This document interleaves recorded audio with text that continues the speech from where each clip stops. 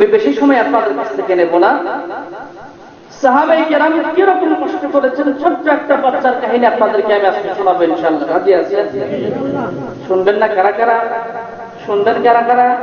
শুনবেন কারা কারা? লিল্লাহি তাকবীর। এই তো জাগ্রত হয়ে গেছে, মানে শ্রোতাকে জাগ্রত করতে বক্তা সেরকম হওয়া লাগে। আমি কোবা বক্তা না, বসে থাকবেন ঘুম পারবেন। সম্মানিত হাজিরিন, আল্লাহ তাআলার দ্বীনের রাহবার ছোট্ট একটা বাচ্চার নাম ছিল আবু বশির রাদিয়াল্লাহু আনহু। রাত্রিবেলা ঘুমাইছে, কিন্তু দিনের মধ্যে শান্তি আসতেছে না। কে যেন তাকে বলতেছে, এই আবু বশির, শান্তি চাও তুমি? বলে, হ্যাঁ শান্তি চাই।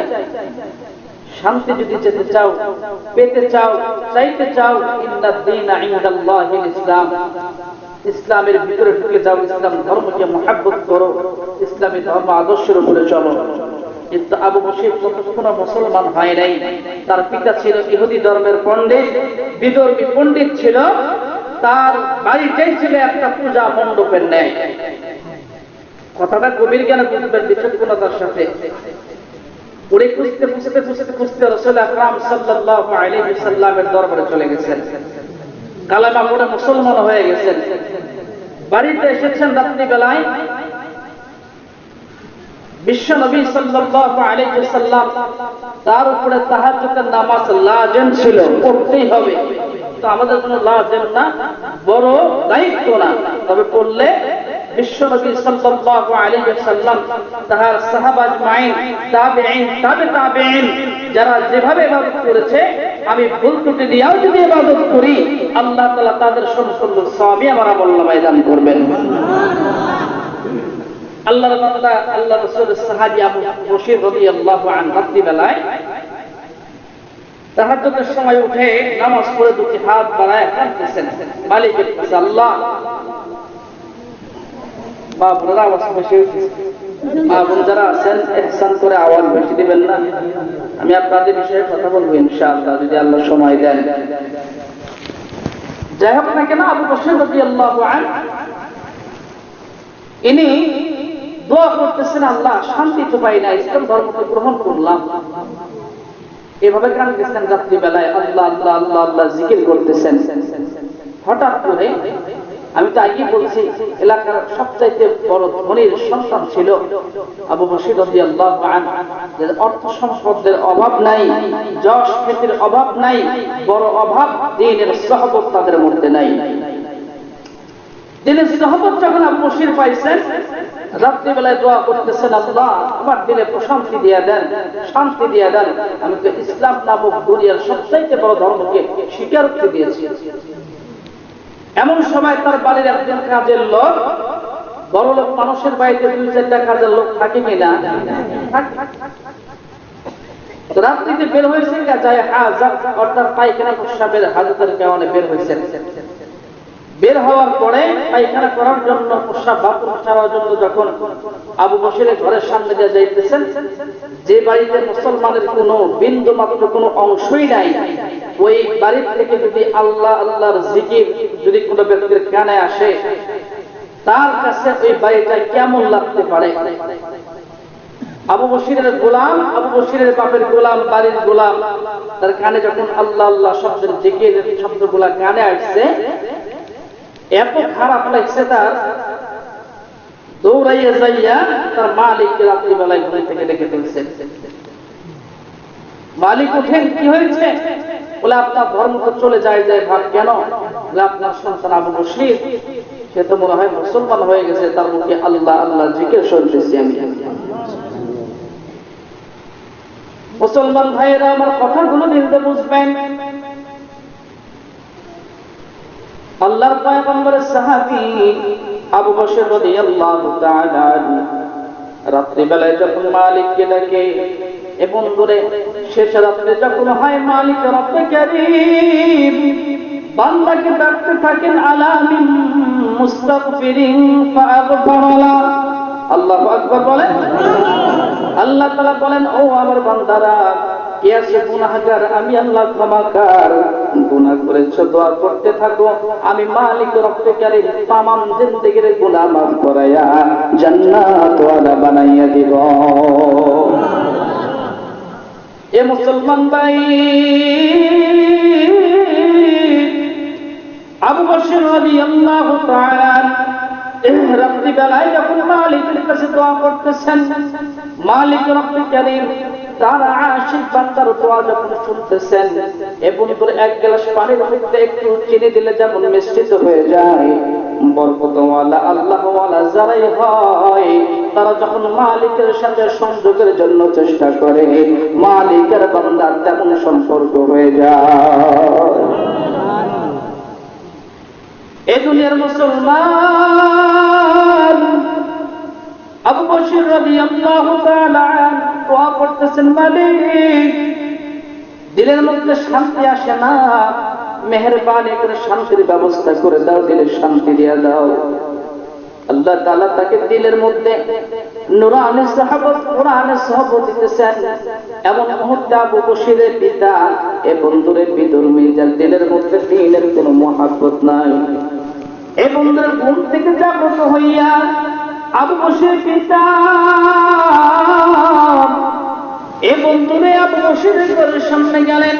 তার কানের মধ্যে আওয়াজ আসতে লাগলো, আবু বকরের ঘরের ভিতর থেকে আল্লাহ আল্লাহ আল্লাহ শব্দের আওয়াজ আসে।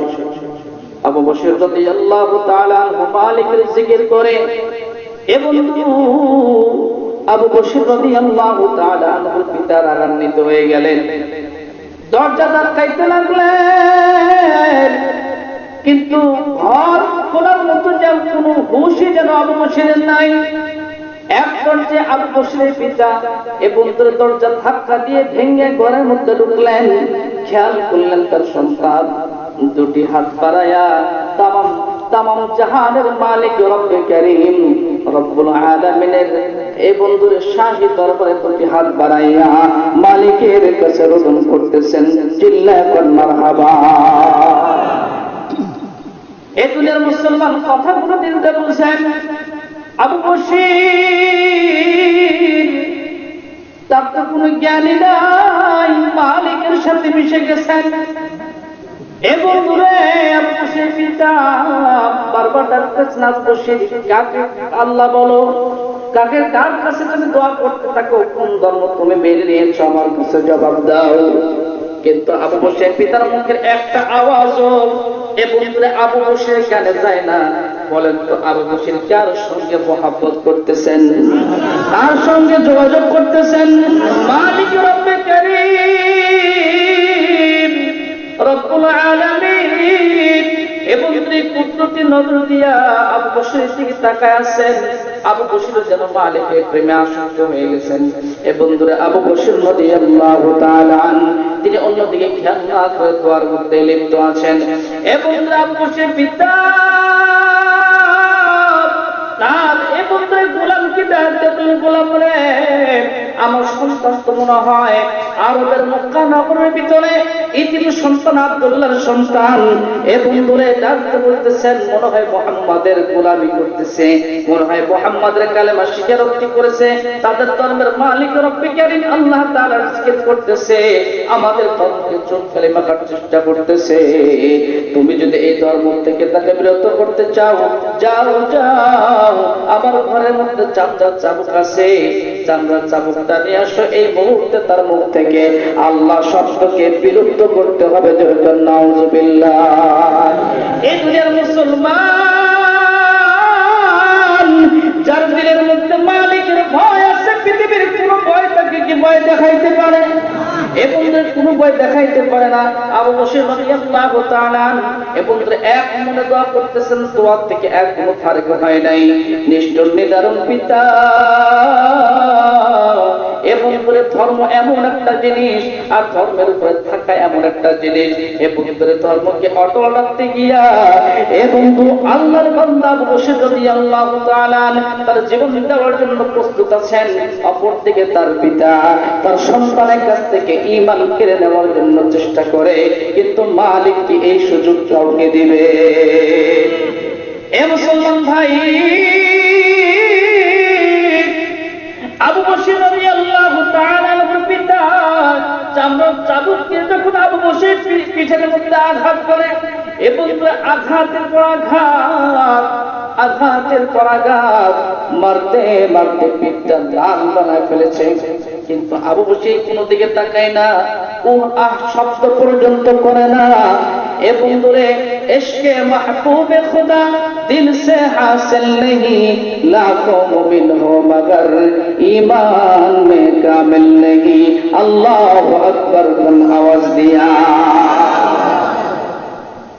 আবু বশির রাদিয়াল্লাহু তাআলা এ বন্ধুরে, তোমার থেকে এখনো ফারিগ হয় নাই, পিছন থেকে বারবার করে তার পিতা আঘাত পর আঘাত, এ বন্ধুরে বারবার করে চাবুক দিয়ে যখন পৃষ্ঠে আঘাত করতেছেন, হঠাৎ করে বন্ধুরে বারবার মারতে মারতে মারতে মারতে আবু বশিরের পিঠের থেকে এক টুকরা গোশত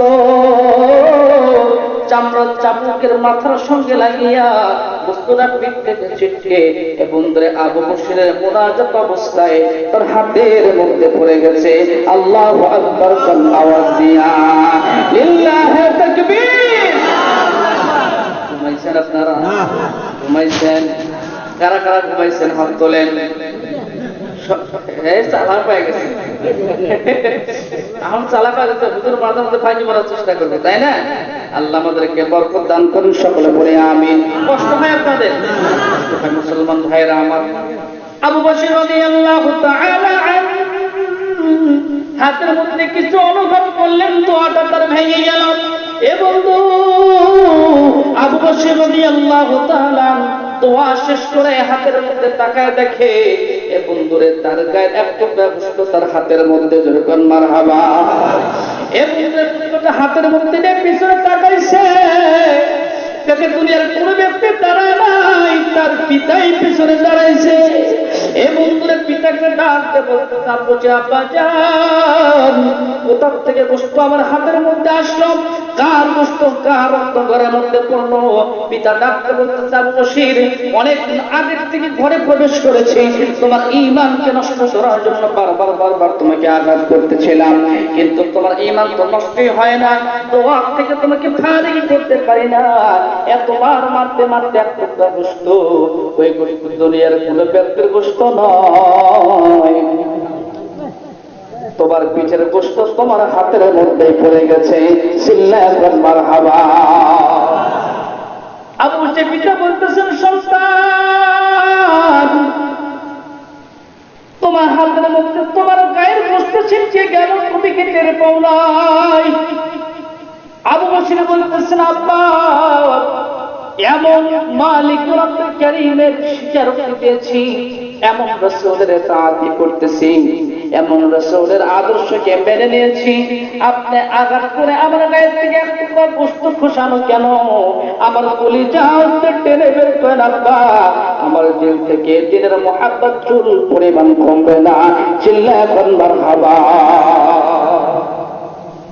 আবু বশির পিতা বললেন, সন্তান, তোমার মা মারা গেছে ছোট্টকালে, বাবা মায়ের আদর দিয়ে আমি পিতাই তোমাকে মানুষ করেছি, তুমি তো জানো পিতা মাতার কথাগুলো মানতে হয়, আমি ভালো বুঝেছি বলেই তোমাকে ওই ধর্ম থেকে বিরত রাখতে চেয়েছি, তুমি মুসলমান ইসলাম ধর্মকে গ্রহণ করো না। আবু বশির বলেন, আব্বা গো, আমার নবী আদেশ দেয় নাই যে আমি আমার ধর্মকে মানতে গিয়ে বাবার সঙ্গে খারাপ ব্যবহার করব। ও আব্বা, আমার গায়ে শক্তি আছে, আমি তো পারতাম আপনাকে আঘাত করতে, কিন্তু না না, মালিক রব্বুল কারীম এই শিক্ষা কোনো মুসলমানকে দেয় না। কথা বলেন ঠিক না ঠিক? মালিক রব্বুল কারীম আমাকে এই শিক্ষা দেয় নাই, রাসূল আমাকে শিক্ষা দেয় নাই।